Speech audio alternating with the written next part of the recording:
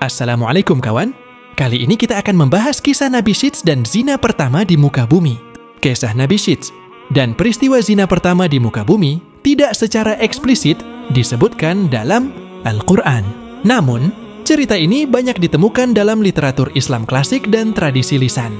Nabi Syits adalah putra Nabi Adam alaihissalam dan Hawa. Setelah pembunuhan Habil oleh Qabil, Syits diangkat sebagai nabi untuk melanjutkan ajaran ayahnya dan menjaga keturunan manusia di jalan yang benar. Syits dikenal sebagai sosok yang bijaksana dan mengajarkan keturunan Adam untuk menyembah Allah dan menjalani kehidupan yang saleh. Dia juga dikatakan sebagai orang yang pertama kali diberikan kemampuan menulis. Cerita mengenai zina pertama di bumi sering dikaitkan dengan kisah perbedaan antara keturunan Qabil dan keturunan Syits. Keturunan Qabil digambarkan sebagai kaum yang menyimpang dan tidak taat kepada Allah, sementara keturunan Syits tetap berada di jalan yang benar. Cerita-cerita ini lebih banyak muncul dalam kisah-kisah para nabi yang ditulis oleh sejarawan dan ulama Islam, seperti Ibnu Katsir dalam Qisas al-Anbiya, kisah para nabi. Berikut kisah singkatnya.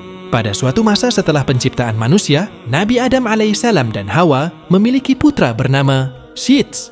Setelah tragedi pembunuhan Habil oleh saudaranya Qabil, Syits lahir sebagai anugerah dari Allah. Namanya yang berarti pemberian mencerminkan harapan baru bagi umat manusia. Syits tumbuh menjadi sosok yang bijaksana dan taat kepada Allah. Dia meneruskan ajaran ayahnya, mengajarkan keturunannya untuk menyembah Allah dan menjalani kehidupan yang saleh. Dikatakan bahwa Syits adalah orang pertama yang diberikan kemampuan menulis yang memperkuat perannya dalam menjaga ajaran yang benar. Seiring waktu, keturunan Adam terbagi menjadi dua kelompok. Keturunan Syits tinggal di daerah pegunungan, sementara keturunan Qabil menetap di lembah. Kehidupan di lembah berbeda jauh. Mereka dikenal lebih menyimpang dan tidak taat kepada Allah. Iblis, yang terus berusaha menyesatkan manusia, melihat peluang di pemisahan ini. Dia menggoda keturunan Syits untuk turun dari gunung dan melihat kehidupan di lembah. Di sana, mereka terpikat oleh keindahan wanita-wanita keturunan Qabil. Iblis memanfaatkan godaan ini dan terjadilah peristiwa zina pertama di muka bumi. Kisah ini menjadi peringatan bagi umat manusia tentang pentingnya menjaga batasan dan tidak tergoda oleh pengaruh buruk. Kejadian ini menekankan perlunya keteguhan iman dan ketaatan kepada Allah.